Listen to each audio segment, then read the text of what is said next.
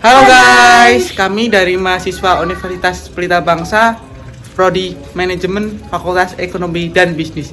Kami akan mempersembahkan sebuah tayangan video tugas pengantar ekonomi yang berjudul tentang investasi. Are you ready? Ready, go! Oke teman-teman, sebentar lagi akan menyaksikan penampilan penjelasan tentang apa itu investasi dari masing-masing tim kami.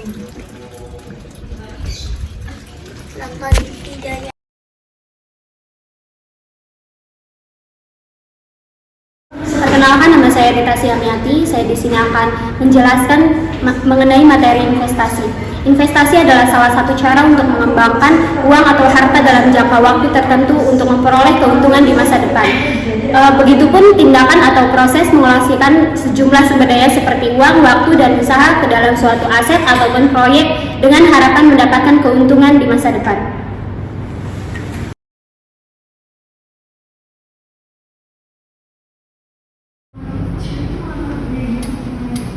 Saya Nimas Biologi Syafa Abdurrahman, NIM 1123-11468. Kali ini saya akan menjelaskan dari tujuan investasi. Yang pertama, pertumbuhan modal. Banyak orang berinvestasi dengan tujuan untuk meningkatkan nilai aset dari waktu ke waktu. Yang kedua, pendapatan tambahan. Beberapa orang berinvestasi untuk memperoleh pendapatan tambahan seperti saham atau sewa dari properti. Yang ketiga, perlindungan dari inflasi. Investasi dapat juga digunakan sebagai alat untuk melindungi uang Anda dari inflasi loh. Inflasi dapat merusak daya beli uang, dan investasi juga menghasilkan keuntungan yang melebihi inflasi.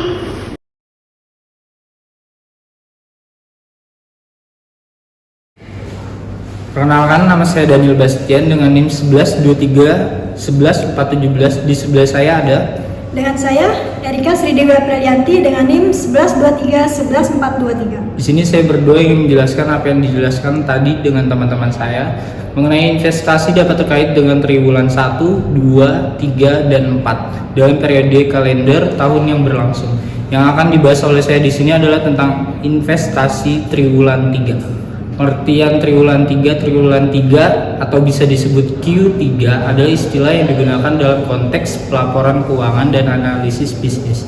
Ini merujuk pada periode 3 bulan dalam tahun kalender yang berlangsung. Triwulan 3 adalah salah satu dari 4 triwulan dalam 1 bulan. Dalam pertumbuhan ekonomi di Indonesia tetap kuat di tengah ketidakpastian kondisi perekonomian global. Data Badan Pusat Statistik BPS menunjukkan pertumbuhan ekonomi di Indonesia triwulan 3 2023 tetap tumbuh kuat sebesar 4,9%. Meskipun sedikit melambat dari pertumbuhan pada triwulan sebelumnya yang sebesar 5,17%. Kedepan pertumbuhan ekonomi akan didukung oleh pemerintahan domestik, baik konsumsi swasta dan pemerintah, maupun investasi. Dengan perkembangan tersebut, Bank Indonesia memperkirakan pertumbuhan ekonomi 2023 tetap pada kisaran 4,5 sampai 5,3%. Pertumbuhan ekonomi yang tetap kuat didukung oleh permintaan domestik yang solid. Konsumsi rumah tangga tumbuh sebesar 5,6%. Seiring dengan kenaikan mobilitas yang terus berlanjut, daya beli masyarakat yang stabil, serta keyakinan konsumen yang masih tinggi.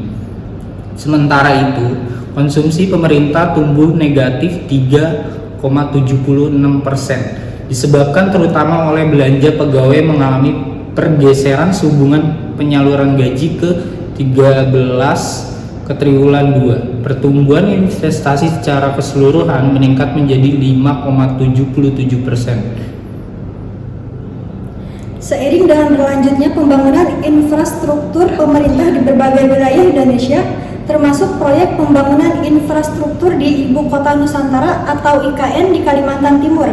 Sementara itu, meski ekspor secara keseluruhan terkontraksi sebesar 4,26% akibat turunnya ekspor barang sejalan dengan perlambatan ekonomi global, ekspor jasa tetap tumbuh kuat didukung kenaikan kunjungan wisatawan mancanegara. Apa udah? Dengan saya Seni Aprilia dengan NIM 11 23 11 396. Saya akan melanjutkan penjelasan dari teman saya tadi. Pertumbuhan ekonomi Indonesia yang tetap kuat juga tercermin dari sisi lapangan usaha dan spesial. Secara lapangan usaha, sebagai besar LU pada triwulan 3 2023 tetap mencatat pertumbuhan positif, terutama ditopang oleh industri pengelolaan, perdagangan besar dan eceran, serta konstruksi. Pertumbuhan LU tersebut ditopang permintaan domestik yang tetap kuat, termasuk pembangunan infrastruktur pemerintah di berbagai wilayah. Sementara secara spesialis, pertumbuhan ekonomi triwulan 3 2023 yang tetap kuat juga terjadi di seluruh wilayah di Indonesia. Pertumbuhan ekonomi tertinggi tercatat di wilayah Sulawesi, Maluku, Papua, Jawa, Kalimantan, Sumatera, Bali, Nusa Tenggara.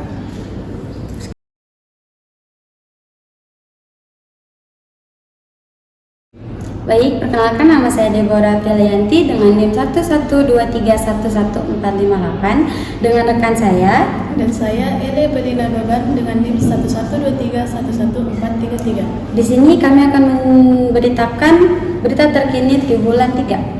9 bulan investasi sektor konstruksi capai sampai dengan 27,2 triliun.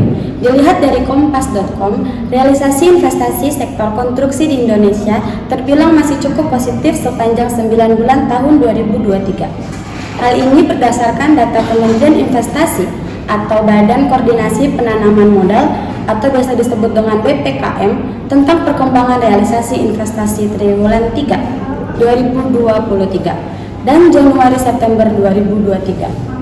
Untuk diketahui, realisasi investasi di Indonesia periode Januari 2023 sampai September 2023 sebesar 1,53 triliun, setara 75,2% dari target tahun 2023 sebesar 1.400 triliun. Dari jumlah tersebut, sektor konstruksi menyumbang realisasi investasi sekitar 27,2 triliun. Hasil akumulasi penanaman modal dalam negeri atau biasa disebut dengan PMDN dan penanaman modal asing PMA. Rinciannya PMDN sebesar 23,6 triliun dengan 3.776 proyek menempati peringkat 9 dari total 23 bidang usaha. Lalu PMA sebesar 245,9 juta dolar AS atau setara 3,6 triliun atau kurs 14.800 dengan 1.574 proyek menempati peringkat 20 dari total 23 bidang usaha.